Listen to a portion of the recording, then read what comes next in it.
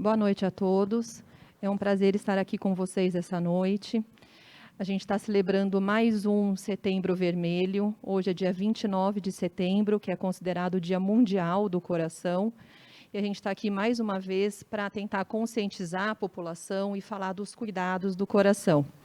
Hoje, esse ano, a gente escolheu um tema específico, um tema que está super em alta e importantíssimo que a gente debata, que é a síndrome pós-Covid. A gente sabe, então, que aí quase cerca de 12 milhões de brasileiros estão curados, né, considerados curados da Covid, e em torno de 80% dessa população vai apresentar algum tipo de sintoma nos primeiros meses, e sendo que 20% deles se reinternarão.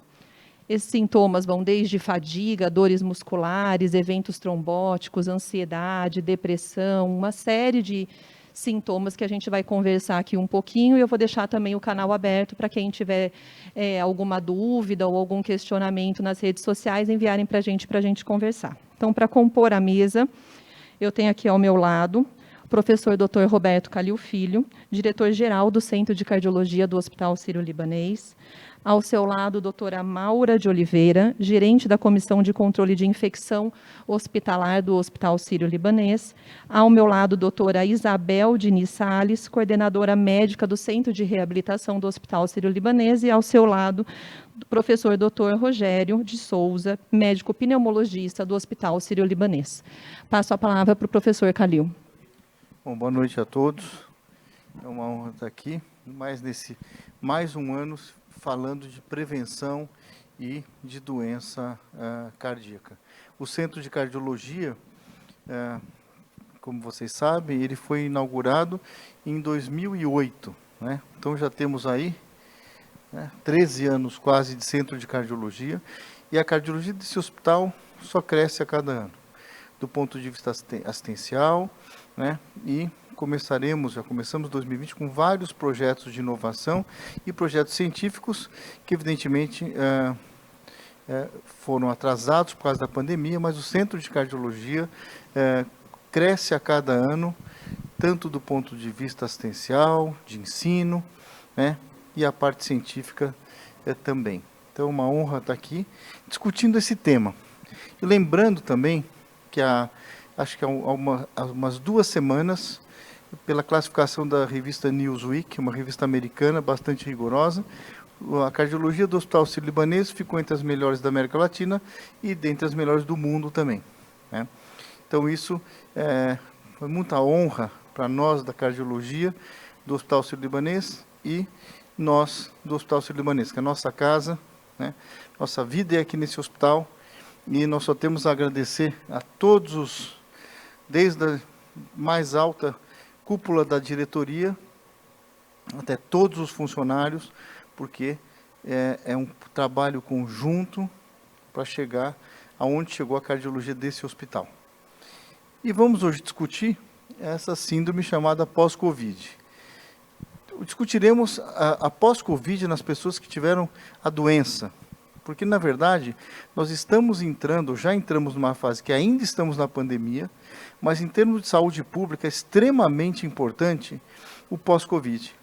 As sequelas que esse vírus deixa nas pessoas, principalmente após os casos mais graves, que já se torna um problema no mundo inteiro de saúde pública.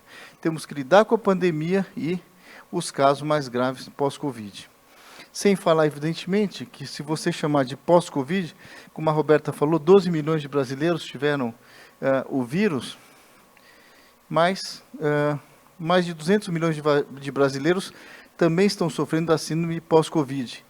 Mesmo quem não tenha doença, né, a humanidade está sofrendo desse pós-Covid, do ponto de vista social, do ponto de vista, né, psicológico e do ponto de vista físico, quem teve a doença. Então, uma situação bastante séria, né, em que nós estamos enfrentando, que o mundo está enfrentando. Então, vamos começar a debater alguma coisa sobre a chamada síndrome pós-Covid, do ponto de vista físico, né, e psicológico, né? Acho que para a gente começar aqui a nossa conversa, eu vou chamar a doutora Maura, infectologista, para a gente passar os dados também iniciais aqui do Sírio, como que a gente evoluiu nesses 2 anos, nossos atendimentos, nossos dados. Boa noite a todos. É um prazer também fazer parte desse Setembro Vermelho. E a gente achou importante, então, trazer um pouquinho dos dados do hospital. Se vocês puderem colocar Então, esses são os números do hospital ao longo das semanas epidemiológicas. Eu não sei se vocês vão projetar o dado?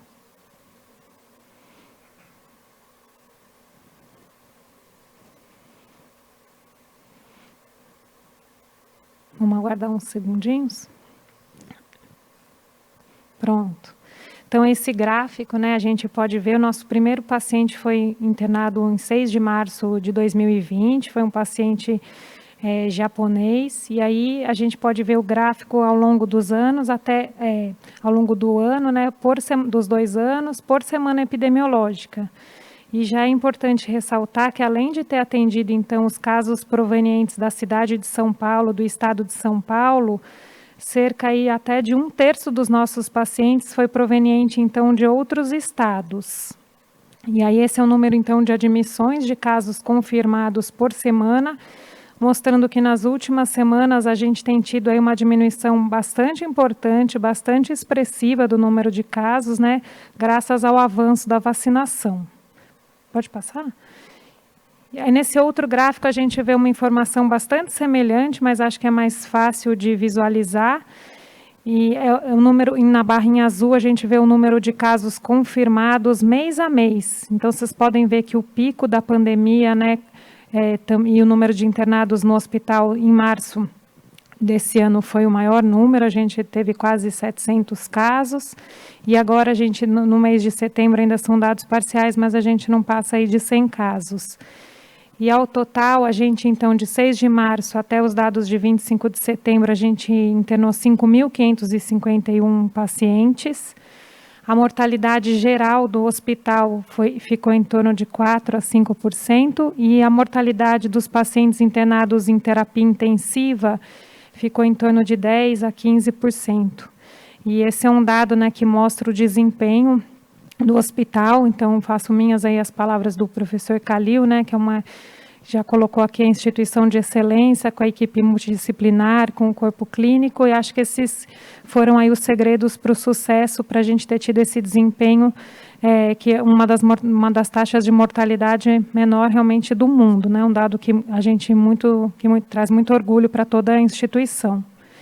E aí também, desde o início, pode passar outra, a gente já se preocupou com como a gente entregaria, então, esses doentes de volta aí para a sociedade, né, que sintomas esses doentes teriam.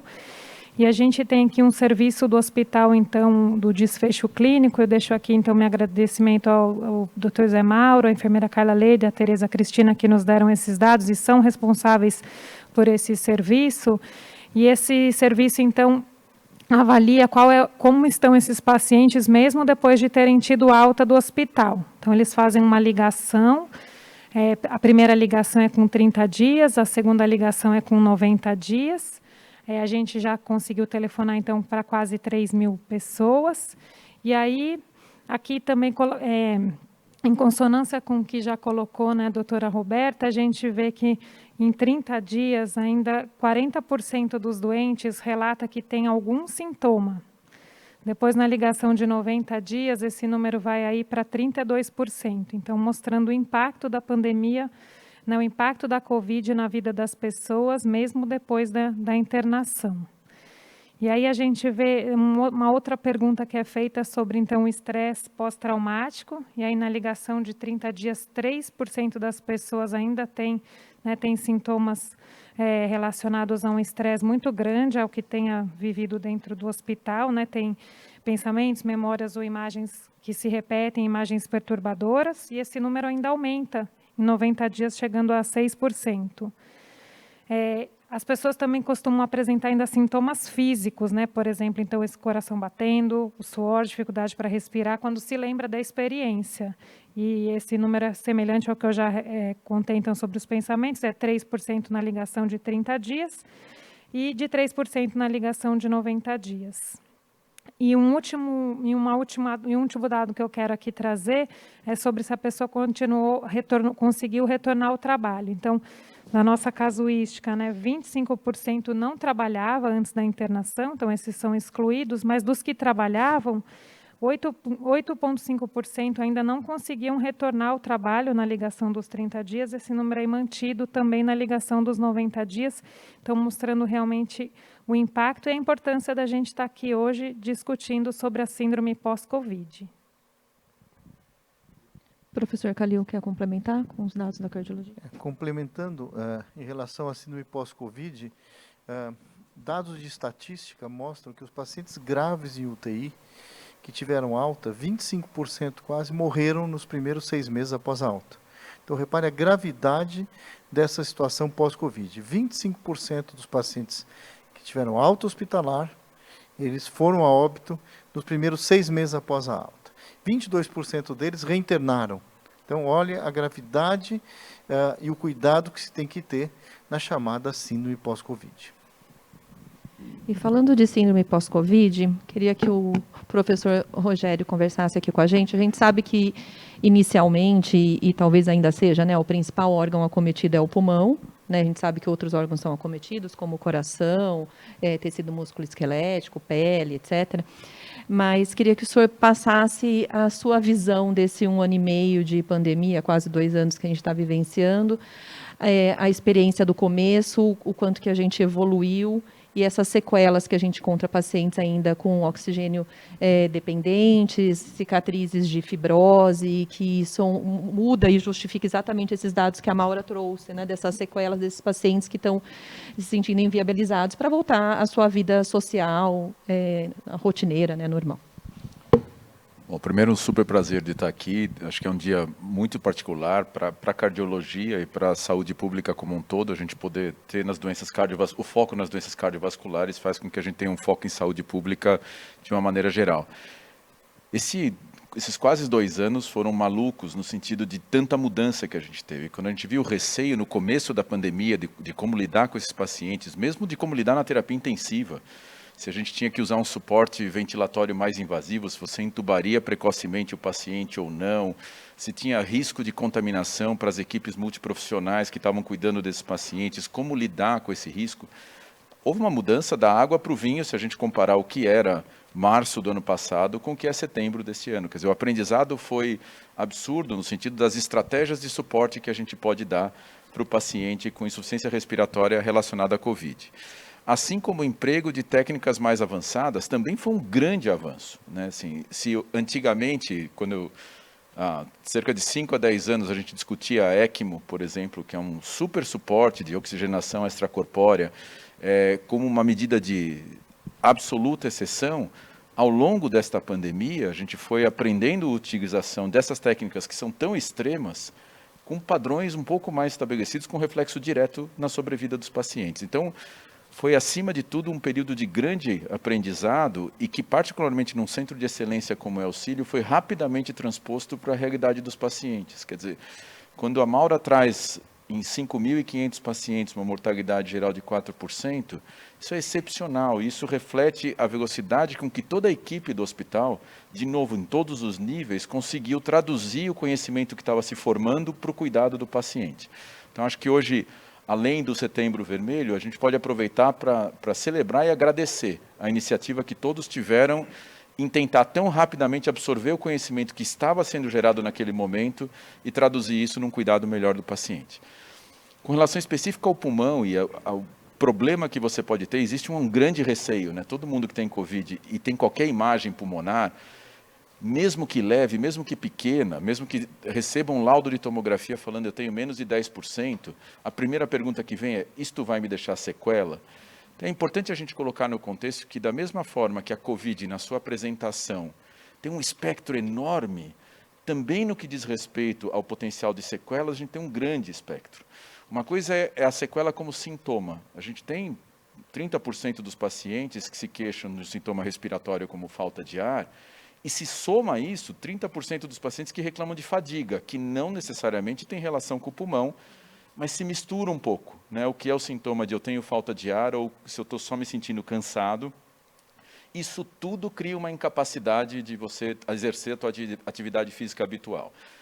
Sequela mesmo pulmonar, a gente passa a ter com focos de cicatrizes e algum grau de fibrose, isso é muito mais frequente nos pacientes que tiveram quadros mais graves, porque a gente soma 3 fatores. A gente soma a COVID em si, que é altamente inflamatória para o pulmão, a gente soma as infecções secundárias que você tem nesse quadro mais grave, e a gente soma até o próprio suporte ventilatório, quer dizer, embora a ventilação mecânica seja muito boa e fundamental para eu tratar a doença, ela também tem suas consequências no pulmão.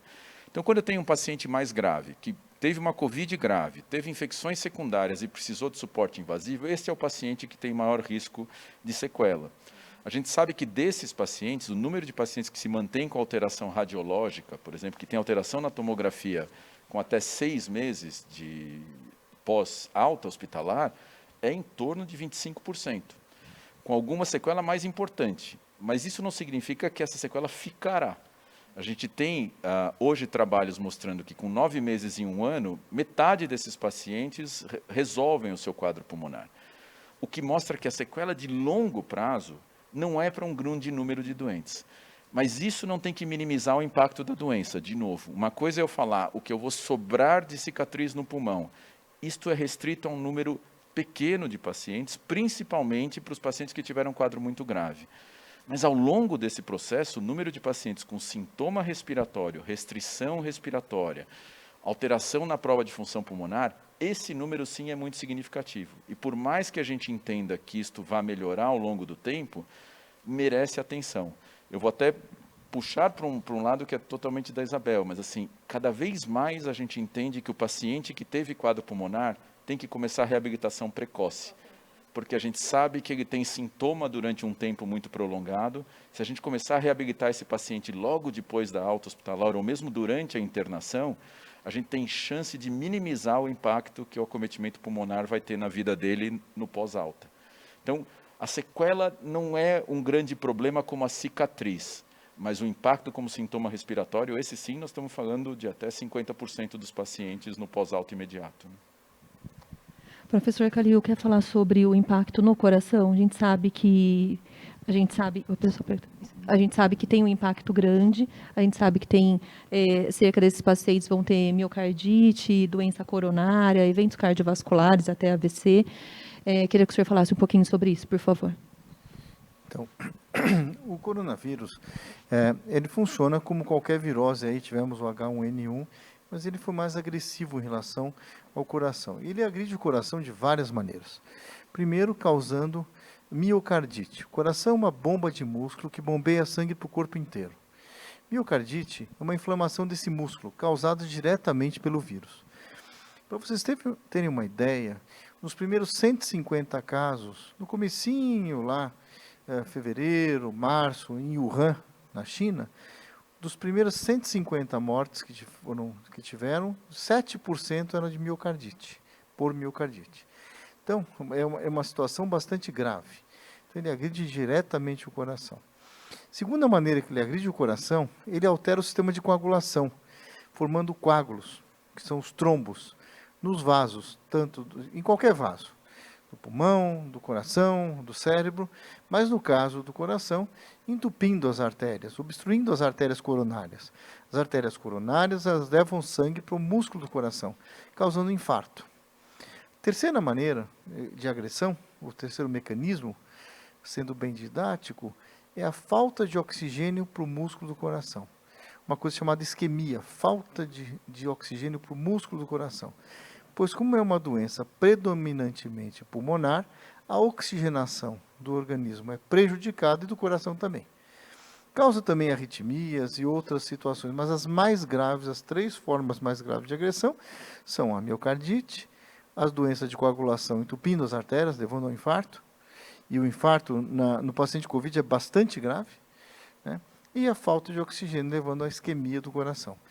Nós fizemos um estudo no Instituto do Coração, que o Instituto do Coração ele coordenou 21 centros em relação à agressão do coração pelo Covid.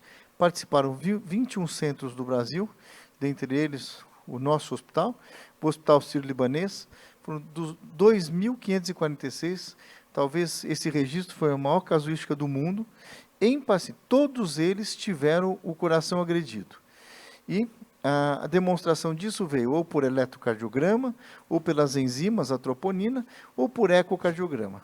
Desta população de pacientes Covid, 70% destes, de novo, 21 centros do Brasil, 70% estavam em UTI. A mortalidade foi 40%. Né?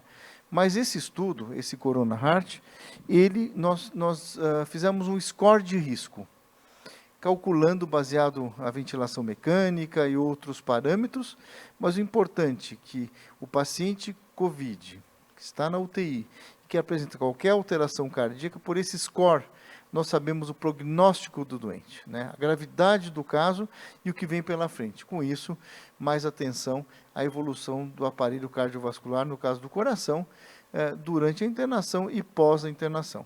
Então, é um vírus que agride realmente o coração, sem falar nas sequelas a posteriores, paciente de alta, como falei.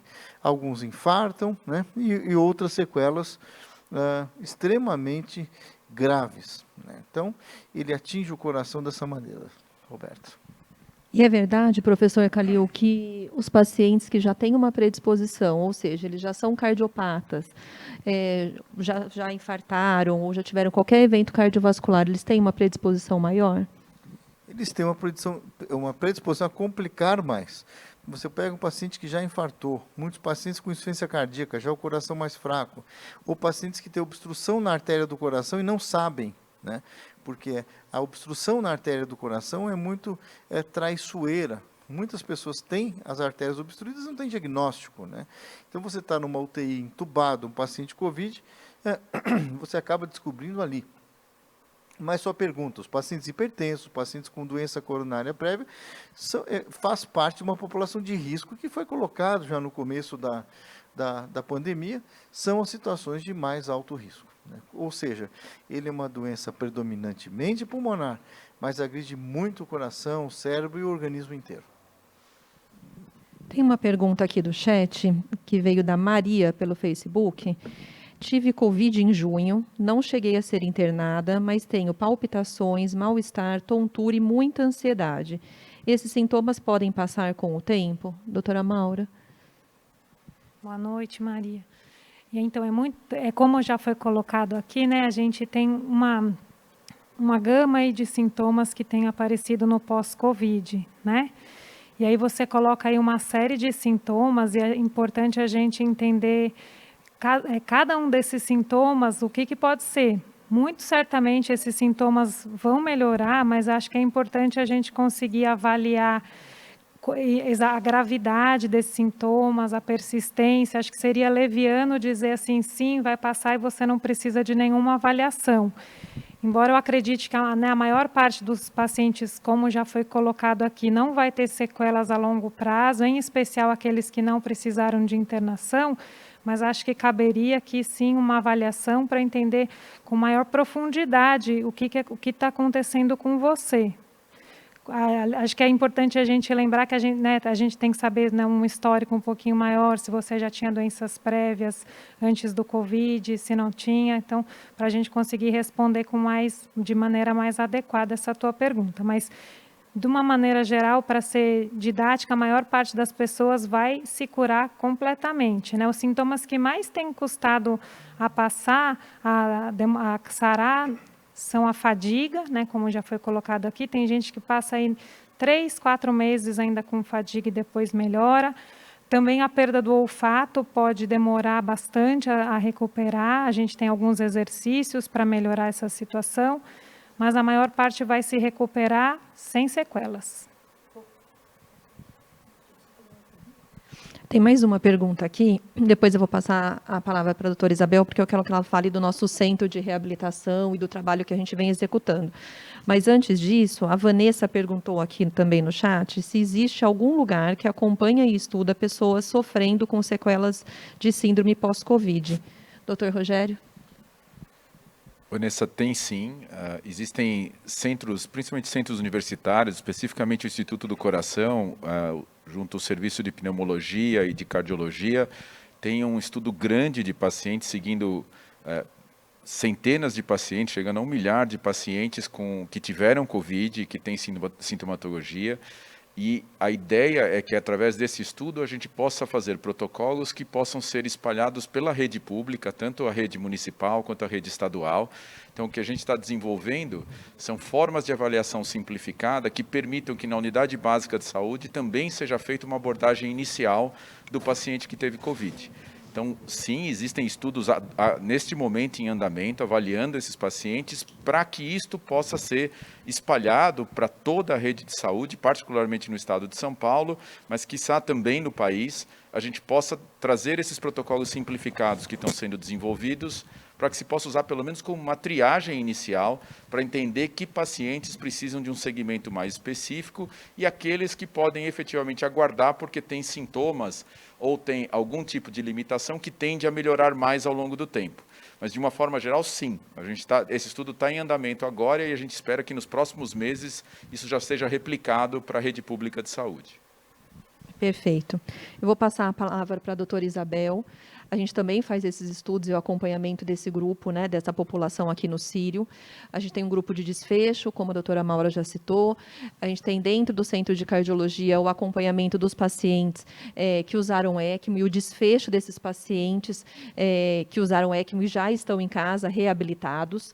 Então, para falar de reabilitação, que é de suma importância nesse momento, eu vou passar para a doutora Isabel. Muito obrigada por participar, professor Calil, Rogério, Mauro e Roberta.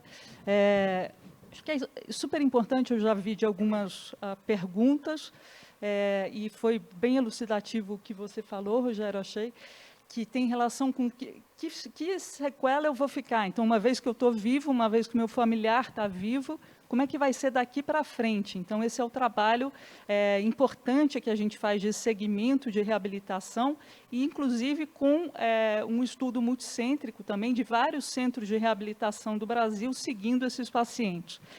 Então, como eu sou da parte do músculo esquelético aqui da mesa, que eu acho que é importante falar um conceito que é a sarcopenia, a perda de massa muscular, a perda de força muscular e a perda de função após várias doenças, não somente, obviamente, essa infecciosa, a síndrome COVID, mas o modelo de perda muscular da COVID é um modelo muito particular, muito pungente, muito agudo, que lembra muito as questões, por exemplo, dos atendimentos de UTI. Então, do paciente com cuidado intensivo. Então, esse paciente ele fica sob um suporte intensivo de vida, ele fica vivo por isso. Então, aquele começo, que é o que estavam sendo discutidos antes, essa fala, fevereiro, março, abril do ano passado, como que vai manter esse paciente vivo? Então, por exemplo, na reabilitação, todos os protocolos de reabilitação precoce, de nutrição, que é importante para a gente, por exemplo, o atendimento de sepse, já era difícil fazer. Com o que a gente está lidando? E outra, é extremamente infeccioso. Então, é difícil você expor os profissionais, os pacientes, sem a gente conseguir circunscrever o problema. Uma vez que a gente foi entendendo o grau de perda muscular na reabilitação, a gente começou a mensurar isso, e eu acho que é de suma importância mensurar as coisas para a gente saber dar prognóstico para as coisas. Então, que tipo de sequela eu vou ter? Foi exatamente o que foi falado antes. Quem era você, né? Qual que era a sua capacidade, quantas doenças você tinha em questão de comorbidade, quantos anos você tem, que uso de medicamentos que você faz, e mais do que isso, se você faz atividade física regular ou não, qual é a sua reserva?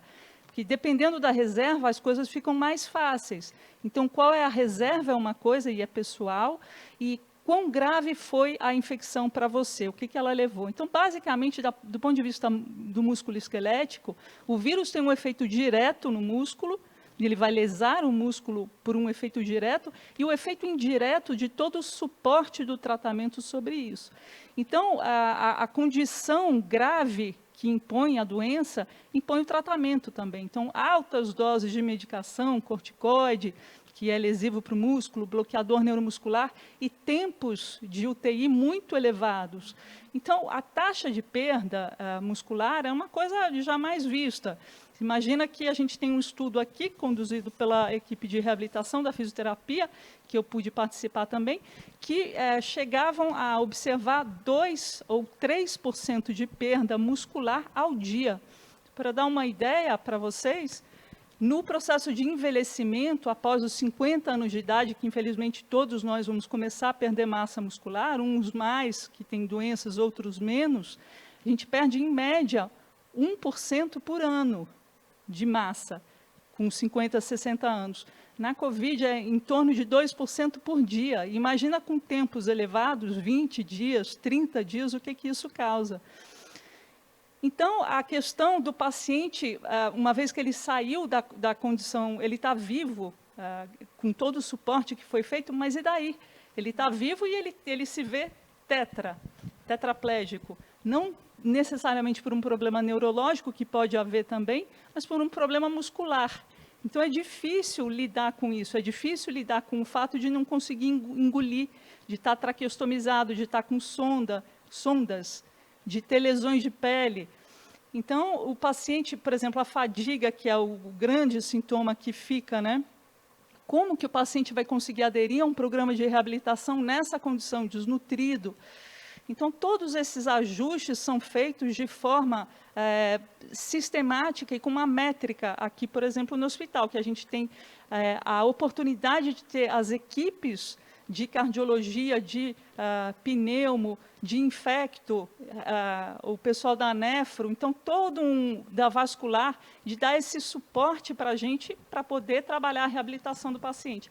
Então, para finalizar, é importante mensurar para poder saber para onde o paciente vai. Então, quanto tempo ele vai demorar, por exemplo, para andar, quanto tempo ele vai demorar, que os pacientes, no fundo, querem saber, e os familiares também. Tudo bem, eu estou vivo, mas em quanto tempo eu vou ter alta?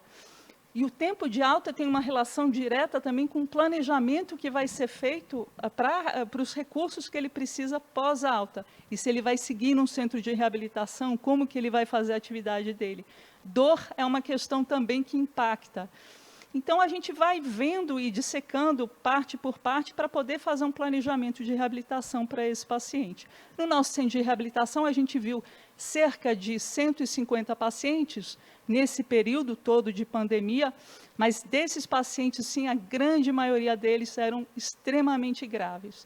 E aí a gente tem uma série histórica para falar que desses pacientes, alguns levaram 1 ano, por exemplo, para voltar a trabalhar, outros ainda não voltaram, outros recuperaram em 6 meses, 3 meses. A gente tinha paciente atleta de halterofilismo que foi internado e que saiu numa condição de completa dependência, mas os tempos de retorno vão ter muita relação com quem era essa pessoa antes e quão grave foi a infecção para ela. Perfeito, Bel. Tem uma pergunta aqui da Valéria. Eu e minha mãe tivemos Covid, minha mãe ganhou uma insuficiência cardíaca, muita queda de cabelo e um cansaço contínuo. Isso é passageiro, professor Calil?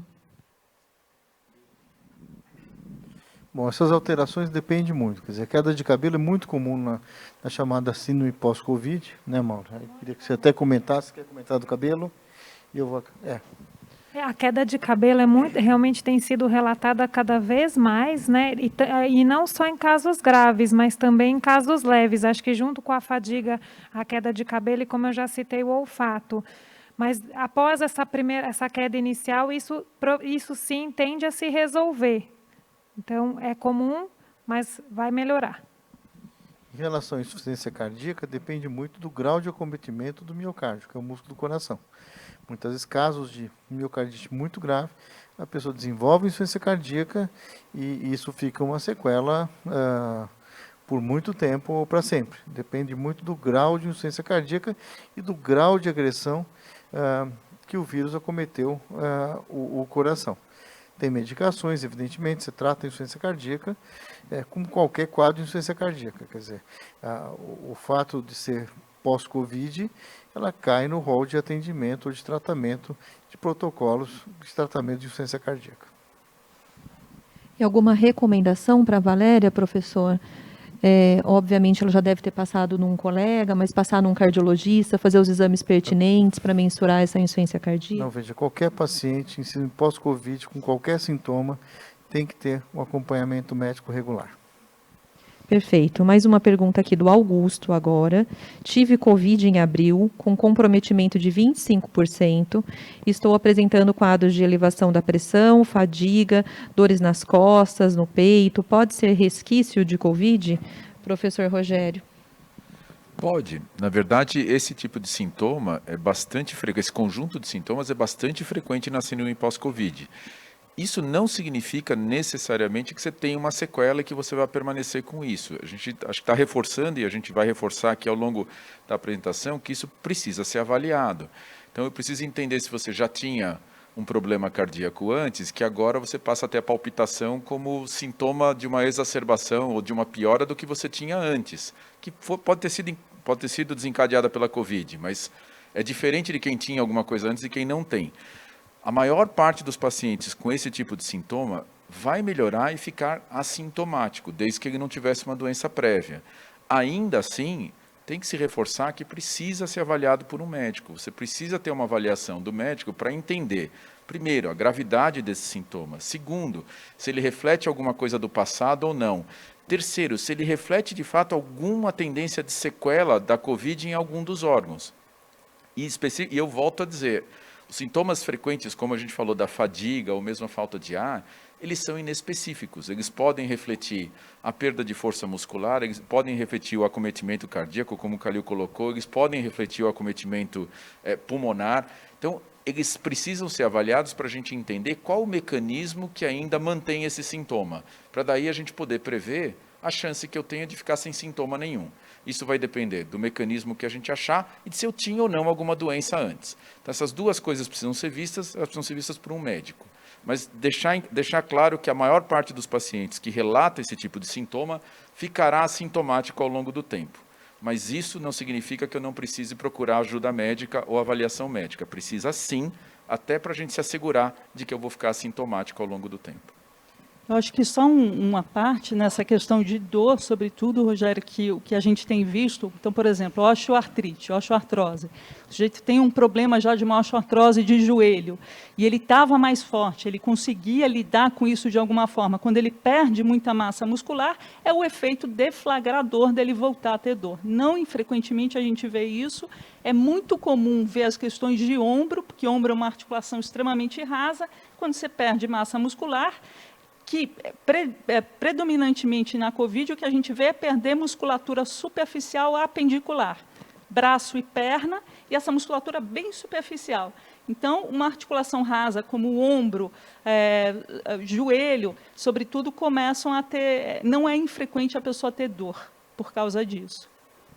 Bel, para as pessoas entenderem exatamente como é o centro de reabilitação, você não quer falar um pouquinho do serviço em si, do que é composto, qual é a equipe multidisciplinar, porque a gente também está aberto, né, para quem quiser vir visitar ou quem tiver essas dúvidas, que várias pessoas estão perguntando aqui no chat, se podem frequentar, se podem vir conhecer, se faz esse tipo de atendimento aqui.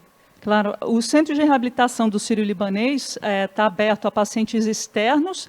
Eles passam primeiro por uma avaliação conosco, com a equipe médica da fisiatria, para entender quais são as demandas, qual é o potencial desse paciente. E no Centro de Reabilitação, pré-Covid, a gente atendia basicamente 90% dos nossos pacientes eram externos e 10% dos pacientes internos. No auge da Covid, que foi essa fim do ano passado e depois, principalmente depois do que a Maura falou, esse pico que deu de março, abril, para a gente foi refletir em maio, para vocês terem uma ideia, a gente atendia praticamente 100% dos pacientes com pós-Covid. Hoje, diminuiu muito, claro que com todas as medidas de vacinação e de uso de máscara, etc., isolamento, melhorou demais, está muito melhor agora, mas a gente tem ainda pacientes sendo reabilitados por síndromes longas da Covid e pacientes internados também. Para entrar no centro, então, pacientes externos dessa forma vão passar por uma avaliação médica e a gente tem a equipe de suporte de fisioterapia respiratória, motora, neurológica. a equipe de terapia ocupacional, que é a equipe que vai cuidar mais dessa questão funcional, porque os pacientes não só perdem massa e força, eles perdem função também. Então, voltar até a função que eles eram antes. A equipe de fonoaudiologia, que vai tratar das questões de disfagia, né, de não conseguir deglutir também, ter problemas para isso, problemas relacionados à voz e fala. A gente tem a equipe de psicologia também, com toda essa questão do estresse pós-traumático, de quadros ansiosos e depressivos. E a gente tem a equipe de apoio de enfermagem também e os educadores físicos. Isabel, só para complementar, né, isso sempre com os protocolos de segurança e os fluxos totalmente apartados, né, como você colocou já no início, foi uma preocupação nossa também, assim como o centro de reabilitação, nosso centro de diálise, o centro de oncologia, o centro de cardiologia, foi sempre muito importante, a gente sempre seguiu regras muito estritas sanitárias para conseguir manter, então, os fluxos totalmente apartados, garantindo, então, que as pessoas que procurem aqui o hospital não se contaminem aqui dentro, né? Então, tanto os casos de Covid quanto os não Covid são atendidos com a mesma excelência, mas sempre em fluxos apartados, né? E aqui eu falo para os casos de Covid agudo, né? Que os que estão indo ali já não são mais transmissíveis e a gente tem essa garantia. Sim, então, para ir para o centro de reabilitação, o paciente não pode transmitir a Covid, isso foi desde o começo, e a regra é segurança, segurança e segurança para todos nós, para os pacientes, com certeza.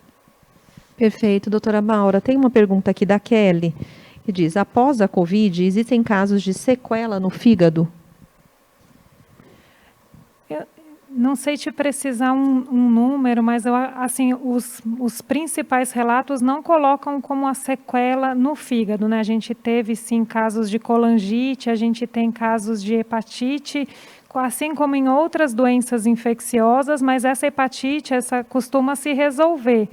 Eu acho que eu desconheço casos de sequela hepática, acho que a não ser que tenha acontecido alguma coisa durante o tratamento, mas diria que de forma geral, não seria uma sequela frequente.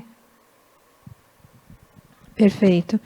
Professor Calil, Carlos pergunta para o senhor, existe algum estudo sobre a possibilidade da formação de coágulos na síndrome pós-Covid? E eu vou emendar com uma outra pergunta aqui também. A Mel pergunta, há como prevenir miocardite durante a Covid? E qual o sintoma e sinais que as pessoas devem ficar alertas? Não, primeiro a pergunta do Carlos, né? Exato. Que foi a de coágulo. Sim, em muitos casos, após alta, eles foram, inclusive, a óbito ou tiveram complicações graves com distúrbios de coagulação. Entre eles, embolia de pulmão. Muito frequente o paciente pós-alta, os casos mais graves, quadros de embolia de pulmão e de infarto, mais embolia de pulmão. Então, distúrbios de coagulação, sim, eles podem persistir após a alta hospitalar, faz parte dessas complicações pós-Covid. Evidentemente, os pacientes são orientados, cada caso é um caso, a tomar anticoagulantes, dependendo da gravidade, por algum tempo, justamente para a prevenção. Sua resposta é sim, pode ter alteração do sistema de coagulação, sim, após alta na síndrome pós-Covid. E da miocardite, como se existe alguma prevenção e sinais e sintomas. Quem perguntou foi a Mel. Então, a Mel, quer dizer, prevenção não existe para miocardite, né? O que se sabe, quer dizer, o vírus agride, né? E você não sabe que pessoa que ele vai agredir. Então, não existe prevenção. O que se sabe também, no estudo, no começo do ano, se fez ressonância magnética, que é um exame de imagem que vê o músculo do coração, e vê também as camadas do coração, que tem o pericárdio, que é uma pele que envolve o coração, depois o miocárdio, que é o músculo, e tem esse estudo pegou 3 meses mais ou menos após a alta hospitalar, dos casos tanto mais leves, graves ou moderados de Covid, e mostrou que 78% dos pacientes 3 meses depois, a doença praticamente tinha ido embora, né? 78% tinham acometimento do músculo do coração. Tem inflamação dessa membrana chamada pericárdio, que envolve o coração. A aplicação clínica disso, não estou dizendo que estavam doentes ou precisam de grandes tratamentos, mas para vocês verem um exemplo de quão tardio esse vírus pode ainda agredir o coração. Né? Prevenir, sua pergunta, a insuficiência cardíaca ou a miocardite a gente não consegue prever e nem prevenir. Perfeito. Tem uma pergunta aqui, vou fazer para a Bel, da Cristiane. Eu tenho muita canseira e dores no corpo, além do diabetes ter alterado muito. O que pode ser feito? Cristiane, de novo, eu acho que é importante saber qual é a sua reserva, quem era você antes. Então, o que pode ser feito para melhorar o seu cansaço, o seu controle glicêmico, você ficar mais forte. Se a pergunta é essa, certamente a gente vai ter que conversar sobre condicionamento físico. Você vai precisar fazer um condicionamento físico, que vai poder ser formal. Eu acho que tem que ter uma avaliação, obviamente, para saber qual é a sua reserva, mas você tem que fazer exercícios, como todos nós temos que fazer para a gente manter a nossa saúde, que são exercícios aeróbicos, então caminhada, andar de bicicleta, nadar, e exercícios de fortalecimento também. Fortalecimento, usualmente a gente tem que fazer uma meta de 2 vezes a 3 por semana, grandes grupos musculares, e aeróbico a gente tem que fazer uma meta de 150 minutos por semana, isso para prevenção de doença crônica. Então você pergunta o que é que eu posso fazer? Primeiro você tem que ter uma avaliação da sua condição funcional, como você está hoje, da sua capacidade, sua reserva cardíaca, são 3 engrenagens. A reserva, pensando simples, a condição cardíaca, pulmonar e muscular. Você vai ter essa avaliação. E você vai ter um programa a ser cumprido que seja factível, que eu acho que é o difícil a mudar o comportamento das pessoas. Por que é tão difícil fazer exercício? Porque não está na rotina das pessoas e não é tão intuitivo. A gente, em geral, prefere ficar no que é mais confortável para a gente. Então, arrumar atividades que sejam factíveis para você, sejam simples, mas fazer sempre fazer exercício. Se a gente for falar de prevenção em alguma medida, a gente sempre tem que pensar na prevenção do ponto de vista osteomuscular, é você aumentar a sua reserva, porque a gente já tem um processo de perda natural.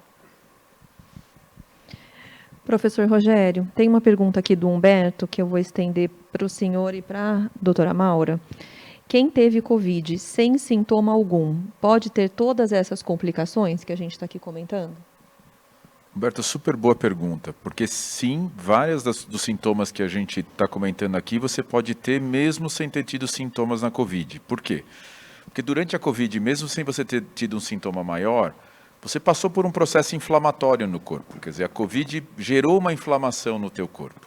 Ao gerar essa inflamação, pós a resolução dessa inflamação, então depois que ela diminui, você ainda pode ter reflexo dela. Então você tem pacientes que não tiveram nenhum sintoma respiratório, mas que têm fadiga. Ele não teve nada durante a Covid, mas ele reclama de fadiga depois. Então o ponto é, o mecanismo que pode te dar o sintoma, pode ser simplesmente por causa da inflamação que a Covid deu, mesmo que ela não tenha acometido muito fortemente o coração a ponto de dar sintoma cardíaco ou o pulmão a ponto de dar sintoma respiratório, por exemplo. A parte muscular, que a Isabel chamou a atenção, você não necessariamente tem sintoma durante a Covid, mas você pode pagar um pouco o preço da parte muscular pela inflamação que você teve no corpo, no pós. Então, você tende a não ter sintomas tão graves, se você não teve um quadro mais grave. Mas mesmo tendo sido assintomático, você pode sim ter síndrome pós-Covid, você pode ter sintomas que não aparecerem nada. A queda de cabelo que a gente falou acontece em boa parte de pacientes que passou assintomático pela Covid e vem ter queda de cabelo depois. Ressaltando de novo a fadiga, pode certamente acontecer em alguém que não teve um quadro grave, não precisou de hospitalização, não precisou de oxigênio, nada. Ainda assim, você pode ter sintomatologia referente a isso. Então, sim, se você começa a ter um sintoma diferente do que você tinha no passado, depois de você ter tido um episódio de Covid, vale a pena sim você ser avaliado para ter certeza de que isto não é reflexo desta doença altamente inflamatória que você teve, que é a Covid, mesmo tendo sido assintomático durante o curso inteiro da doença. Para complementar, né, é uma coisa que é difícil do ponto de vista clínico e até de pesquisa, a gente conseguir separar os sintomas da pós-Covid, das sequelas, né, da internação, que outros pacientes com patologias parecidas, por exemplo, com tétano, com sepse, esses pacientes também têm alguns dos sintomas que a gente está aqui relatando, mas pelo tempo de internação prolongado em UTI, por toda a necessidade de suporte que esse doente teve. Mas a gente está conseguindo aprender e conseguindo separar e entender que realmente, como o Rogério já colocou, existe então também a parte de sequelas, mas existe uma síndrome mesmo da doença, um pós-Covid, que independe até da gravidade, independe se você internou, independe se você é assintomático.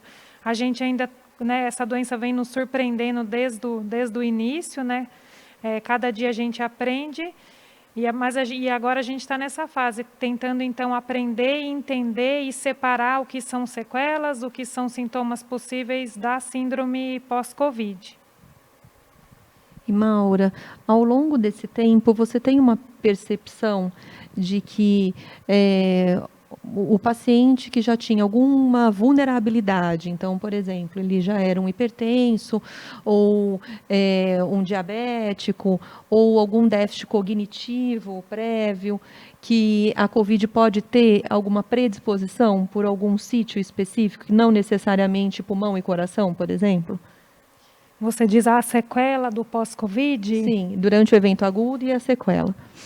Acho que a gente ainda não conseguiu chegar nessa resposta para a sua pergunta, Roberta. A gente, né, sabe que os pacientes que têm comorbidades, como já foi colocado aqui, né, da insuficiência cardíaca, a idade, o diabetes, eles foram realmente, né, um grupo de risco para desenvolver quadros graves, e isso continua sendo aí um fator de risco para ter readmissão, para ter essas sequelas do pós-Covid, mas a gente ainda não conseguiu aí separar e definir bem quais são os fatores de risco aí para apresentar os sintomas do pós-Covid, é algo que a gente está aí aprendendo, desenhando.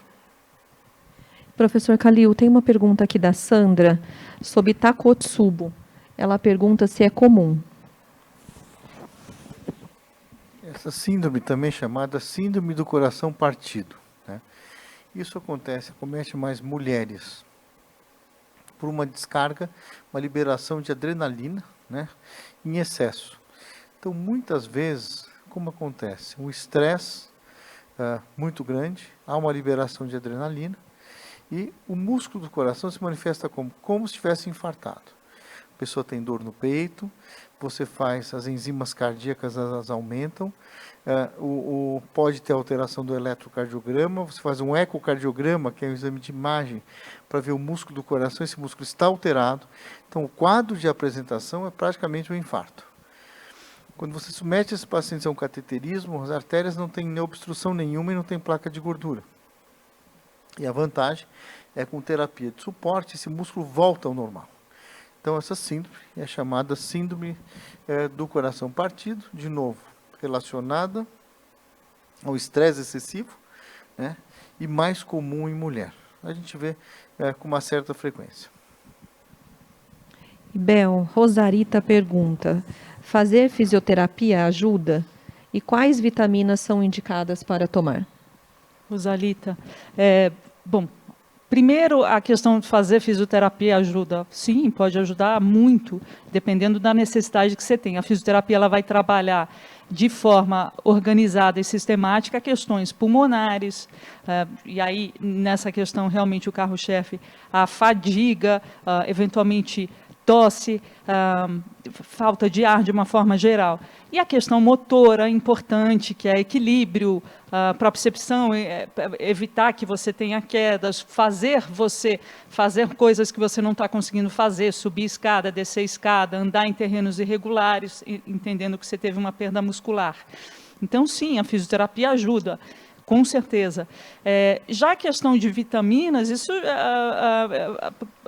já é mais controverso. Então, o que eu tenho para falar para você se alimentando bem de uma forma geral, estando bem nutrida, tomando sol, eventualmente precisando de reposições de vitamina D ou alguma questão mais pontual, se estiver faltando, se você não tiver exames que comprovem que está faltando, se está em falta, sim. Mas, de uma forma geral, questões de tomar complementos vitamínicos, querendo, com isso, ter o que você vai ter num programa de reabilitação, aí não. Professor Rogério e professor Calil. Tá? Cibele pergunta para os dois. Qual especialista devo procurar para sintomas de cansaço e taquicardia? Tive Covid há uns 25 dias. Me consultei com um infectologista no começo. Procuro um pneumologista ou um cardiologista? Rogério, Calil ou Maura? Cibele, né? Cibele? Cibele. Cibele, eu vou ser gentil e vou falar para você que... Procurar um cardiologista, lógico. Hoje nós estamos no setembro vermelho, né? No setembro vermelho eu vou ser obrigado a falar do cardiologista. Mas veja, se você tem sintoma de palpitação, taquicardia, né, que ela citou. Cansaço e taquicardia. Taquicardia. Veja, de uma forma geral, quase todas as doenças, sejam as doenças pulmonares ou sejam as doenças cardíacas, podem dar esse tipo de sintoma. O coração e o pulmão, assim como os cardiologistas e pneumologistas, eles não trabalham um sem o outro. E quando um sofre, o outro sofre. Então, quando eu tenho uma doença cardíaca, ela sobrecarrega o pulmão. Quando eu tenho uma doença pulmonar, ela sobrecarrega o coração. Então, não é infrequente ir para o consultório de um cardiologista, um paciente que começa com esse mesmo sintoma e a doença é pulmonar e ele é encaminhado para o pneumologista. E o mesmo acontece de um paciente com esse sintoma vir no pneumologista e você descobrir que o principal componente desse cansaço e que leva a taquicardia é cardiológico. O que eu quero te dizer é, você tendo um profissional bom, seja ele o cardiologista, o infectologista ou o pneumologista, ele vai saber dar a primeira abordagem a esse tipo de sintoma. A falta de ar e o cansaço é muito comum na maior parte das doenças cardiorrespiratórias. Então, essa primeira abordagem pode ser feita por qualquer um desses especialistas. E à medida que você identifica o mecanismo predominante, você aí sim vai ter o acompanhamento com aquele especialista mais competente para tratar esse mecanismo que está causando especificamente a tua limitação. Então, acho que a primeira abordagem você estaria muito bem com qualquer um desses especialistas, desde que você vá num bom profissional e que vai saber abordar o cansaço com toda a sua sequência de investigação para descobrir o principal mecanismo de cansaço. A partir daí, você vai para o especialista. Quer complementar, professor? Complementando, você não precisa nem procurar um infectologista, nem cardiologista, nem pneumologista. Você procura um clínico geral, um clínico, né? E ele vai fazer essa triagem. Lembrando que, de novo, a síndrome pós-Covid, o Covid, ele agride a parte física e psicológica. Então, é muito comum no pós-Covid as pessoas terem palpitação, tá? Palpitação, que é uma sensação que está tendo arritmia e não está, né? Como taquicardia, o coração acelerado e o cansaço, muito mais, algumas vezes, um fator psicológico do que físico. Mas não precisa nem procurar um especialista. Você pode procurar especialistas, um clínico geral ou um clínico, para fazer a triagem do seu sintoma. Tem uma pergunta aqui para o professor Rogério, pergunta da Tânia. Há indícios em pacientes pós-Covid de fibrose pulmonar? Pode ser degenerativo? Tânia, tem sim. Você pode ter como sequela, vamos chamar de fibrose, qualquer processo de cicatrização no pulmão. Então, o que a gente chama de fibrose como termo genérico, existem doenças que chamam fibrose, mas vamos chamar de fibrose qualquer cicatrização, que aí fica uma cicatriz no pulmão, que pode ser maior ou menor. Então, você tem sim uma porcentagem de pacientes que pode evoluir com esta fibrose. Felizmente, essa porcentagem é pequena.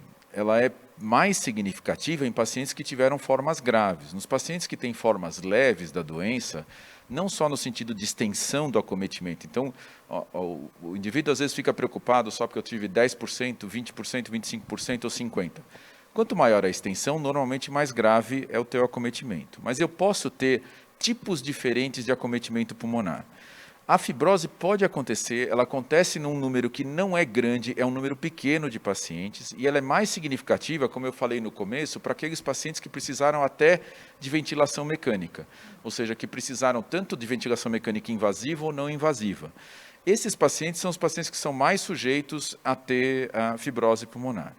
O que é importante ressaltar é que se a gente repete a tomografia nos primeiros 2 meses pós-alta, mesmo nesses pacientes graves, a maior parte deles ainda tem um acometimento pulmonar enorme. Você faz a tomografia pós-alta, após 1 mês de alta, dá a impressão que é a tomografia que o paciente tinha enquanto ele estava internado e grave. O que eu quero dizer com isso é que o pulmão é um órgão que inflama muito rápido, mas ele desinflama devagar. Então, eu demoro até recuperar totalmente o meu quadro pulmonar. Alguns pacientes demoram mais do que 9 meses para a gente aí poder definir que aquilo que ficou no pulmão é de fato uma cicatriz. Mesmo que eu tenha bastante extensão, a maior parte dos pacientes limpa esse pulmão ao longo do tempo. Limpa e esse processo pode ser facilitado com o acompanhamento médico, com a reabilitação, como a Isabel colocou. Então é importante ter em mente que a fibrose é sim um problema. Eu tenho pacientes que ficam com grau de fibrose no pulmão, mas a maior parte dos pacientes, mesmo os graves, vão limpar ao longo do tempo, mas demora para o pulmão limpar e voltar ao normal. Parte deles não vai limpar totalmente e você vai ficar com uma sequela pulmonar, principalmente nos pacientes mais graves. Mas lembrar que o tempo é muito importante, demora para o pulmão limpar. Ele piora rápido, mas ele melhora muito devagar ao longo de meses depois da alta hospitalar. Maura, a gente está falando muito dos sintomas emocionais, psicológicos, esse estresse pós-traumático, a percepção desse paciente que já está em casa aí há meses, e se ele rememora, se ele relembra o momento que ele ficou na UTI, ele tem palpitação, ele tem taquicardia, ele tem uma sensação de morte iminente. O que falar para esse paciente e o que o Círio oferece de assistência para esse tipo de paciente? Como a gente, né, vem comentando aqui ao longo dessa hora, né, realmente os sintomas se confundem muito, né, do estresse pós-traumático, né, com sintomas físicos, então ansiedade, taquicardia. Mas antes, né, antes da gente taxar isso como realmente síndromes de ansiedade ou de depressão ou de estresse pós-traumático, primeiro é importante aí afastar as causas orgânicas, né, as doenças mesmo, as patologias, as sequelas. Então, acho que a primeira grande mensagem seria: procure, seja um cardiologista, um pneumologista, um infectologista, um clínico geral, para a gente conseguir fazer essa abordagem inicial e triar o que são sintomas decorrentes de causas orgânicas e o que são aí sintomas decorrentes de causas psíquicas, né? Então, a gente tem aqui um corpo clínico super capacitado para conseguir, então, acompanhar todos esses pacientes que necessitem desse acompanhamento.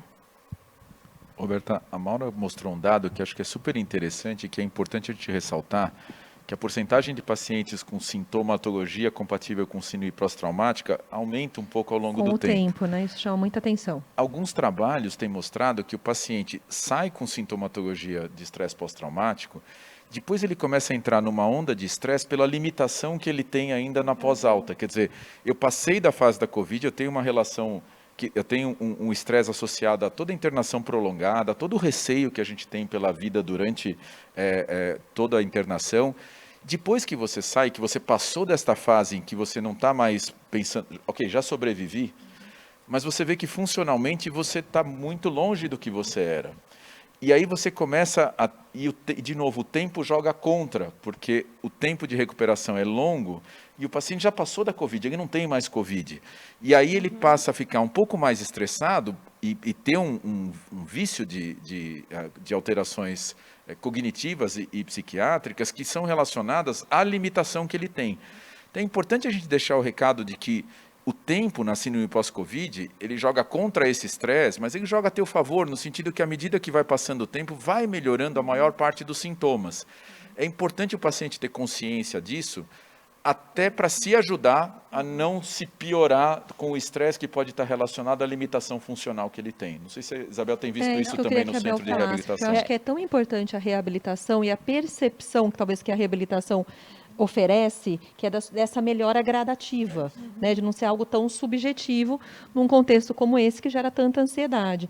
E, Bel, isso só para complementar a Maura e o Rogério, dentro do centro de reabilitação a gente tem um serviço muito forte de psicologia, né? Então acho que além da reabilitação física, essa reabilitação que a gente está falando tanto aqui, emocional, psicológica, do padrão cognitivo, tudo isso vocês fazem também, né? Não, sem dúvida, a gente tem equipe de psicologia, tanto a vertente da neuropsicologia como da psicologia clínica, e isso é avaliado, de novo, insistindo nessa questão de quantificar com as escalas de ansiedade e depressão durante a internação. É importante ir seguindo isso de alguma forma a deixar a questão mais palpável.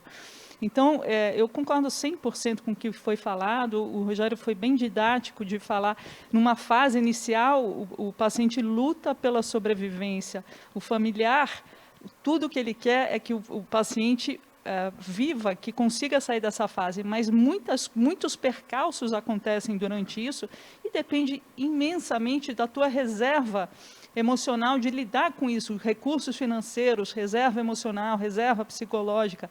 Então, passar por experiências de quase morte e de uma deficiência tão impactante, porque uma coisa é você ter uma doença, agora, quanto que essa doença reflete em deficiência e quanto ela reflete em incapacidade, que é diferente.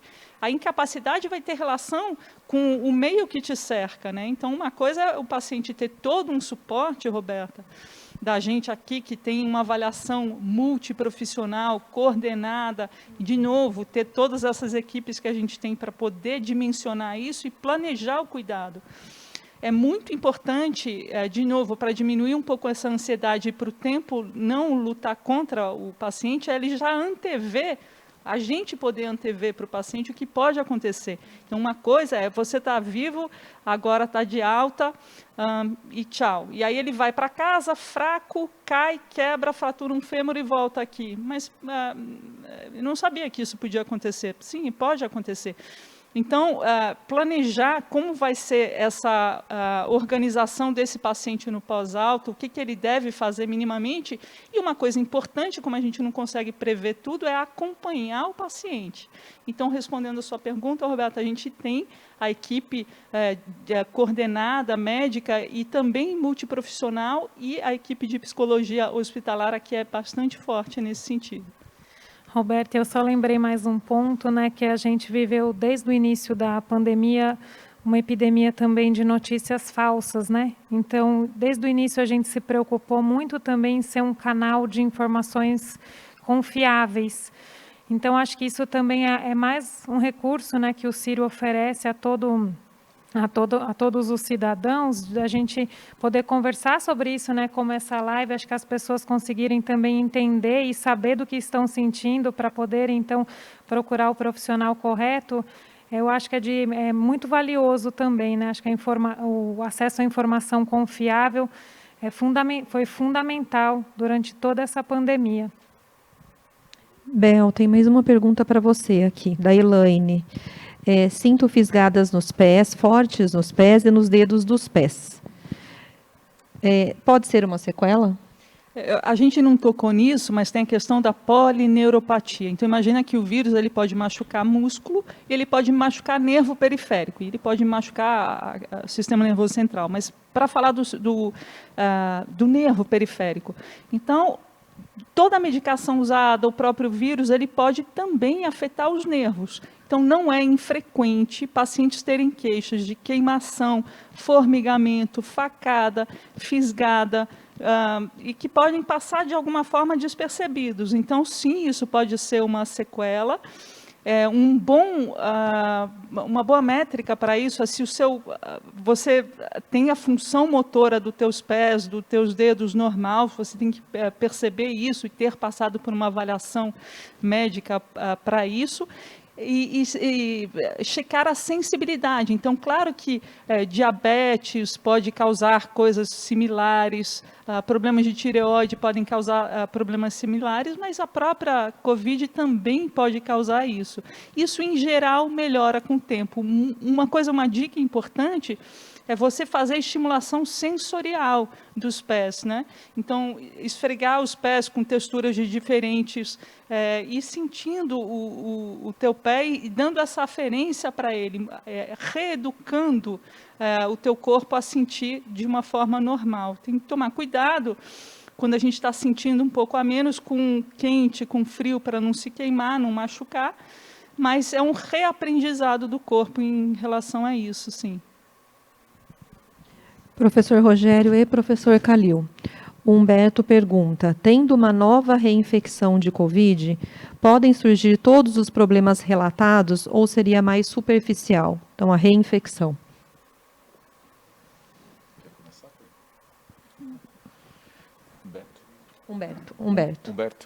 Humberto, essa ainda é um questionamento bastante significativo. Assim, de uma forma geral, o que se observa é que a segunda infecção tende a ser mais amena do que a primeira. Você pode ter caso grave também na segunda infecção.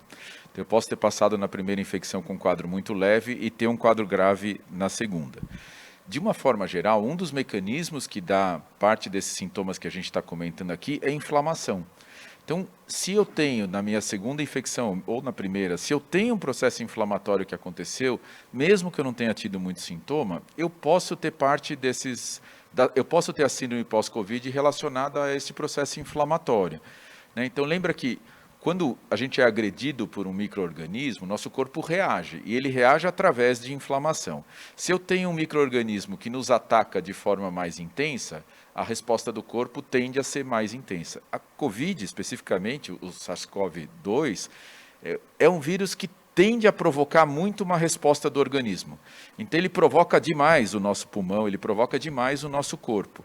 Então, mesmo eu estando numa segunda infecção, eu posso ter uma resposta exacerbada do meu corpo à agressão que o vírus traz. E se eu tiver essa resposta, mesmo que não se traduza em sintoma, mesmo que ela não esteja associada a sintoma, eu posso sim ter este quadro, boa parte desse quadro que a gente tem descrito aqui. Reinfecção, como nós sabemos, é rara, mas pode acontecer. O paciente, os estudos recentes mostram que a melhor imunidade, teoricamente, você adquire quando você tem uma forma grave da Covid, né, e é uma imunidade celular bastante importante. Então, quer dizer, você está uma primeira infecção, uma infecção grave, você está parcialmente protegido. Pode acontecer, pode acontecer. Sequelas e agressão, elas tendem a ser bem menores, mas como o Rogério falou, depende muito da resposta inflamatória do organismo, né? Porque o Covid, basicamente, ele estimula uma resposta inflamatória do organismo. Se por acaso você tem uma resposta maior, a sua doença vai ser mais grave que o primeiro evento, né? Mas, primeiro, a reinfecção é uma coisa que acontece, mas de uma maneira menos frequente, né? E, teoricamente, com sintomas menos importantes.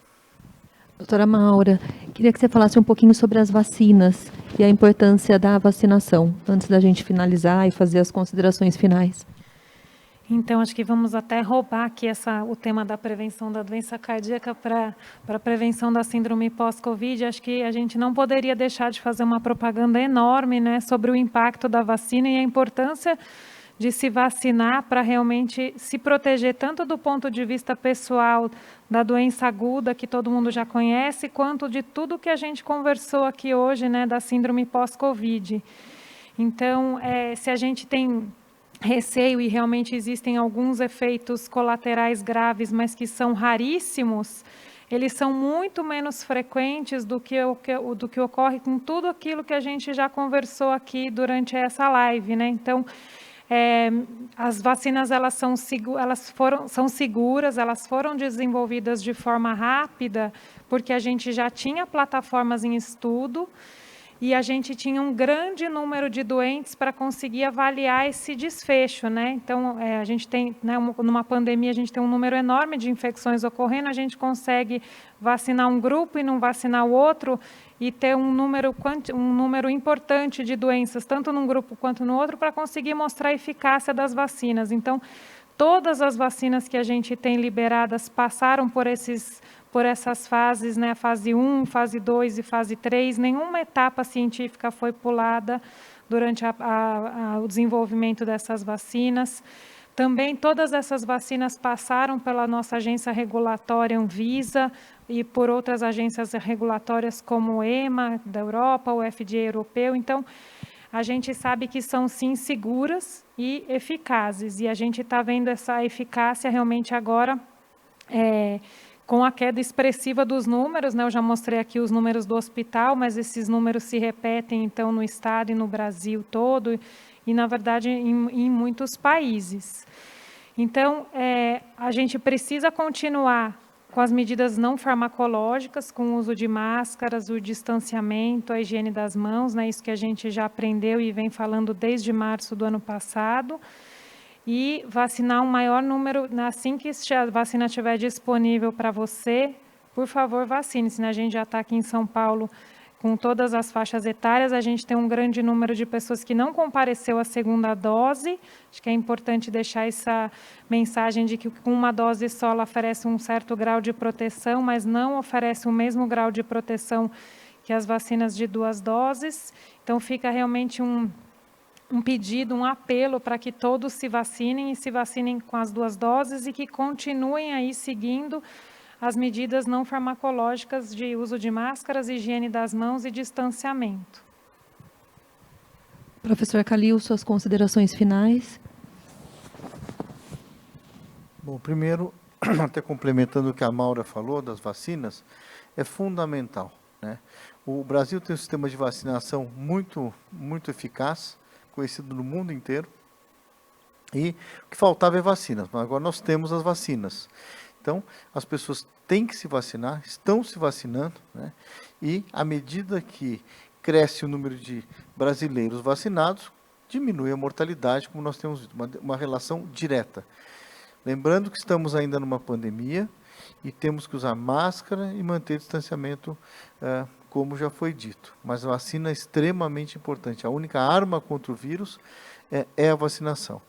E uma consideração em relação ao Setembro Vermelho, que por isso que nós estamos aqui, hoje é Dia Mundial do Coração.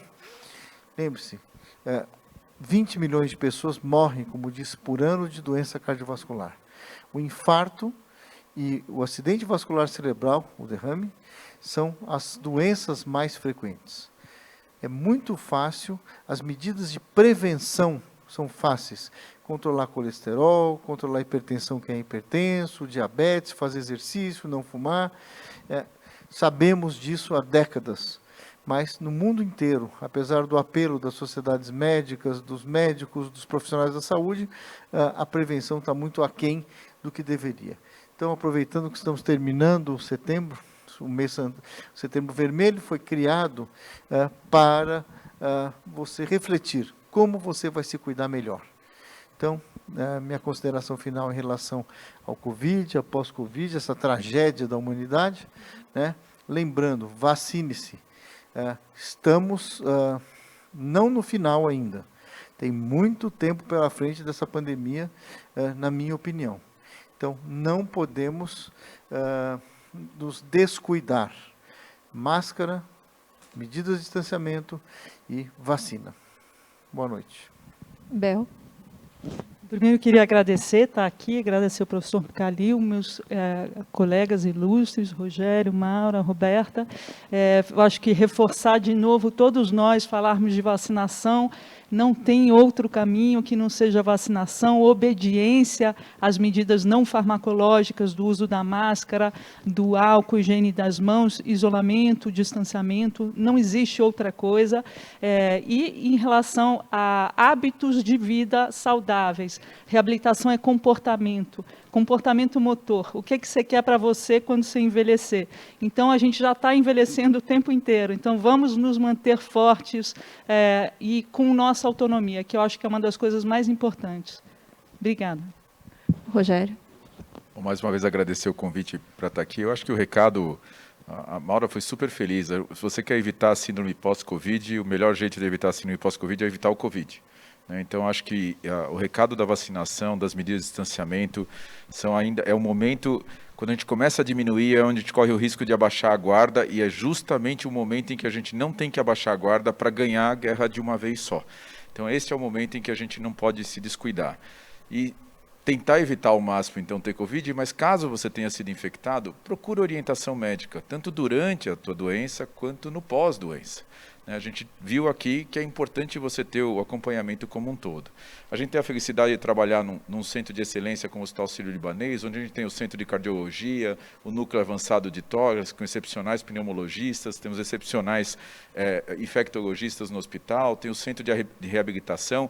Então, isso só mostra que é possível você fazer um cuidado integrado, integrando conhecimento, integrando tudo que você pode fazer por um paciente com uma doença tão trágica quanto foi a Covid para a humanidade. Então, primeiro recado, evite a Covid, se vacine e tome cuidado.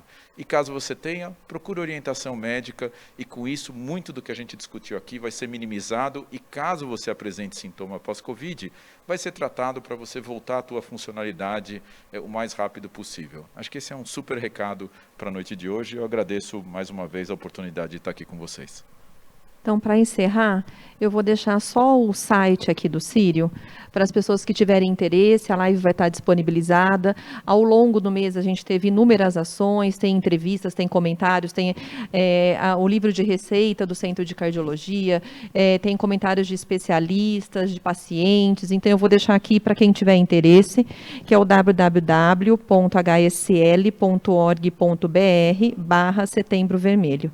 Queria agradecer mais uma vez os presentes aqui, que compuseram essa mesa, agradecer as pessoas que participaram e lembrar que hoje é uma data formal, mas lembrar de cuidar do seu coração o ano todo, procurar um cardiologista, procurar um clínico, estar atento, aos sintomas e fazer a prevenção. Boa noite a todos e muito obrigada.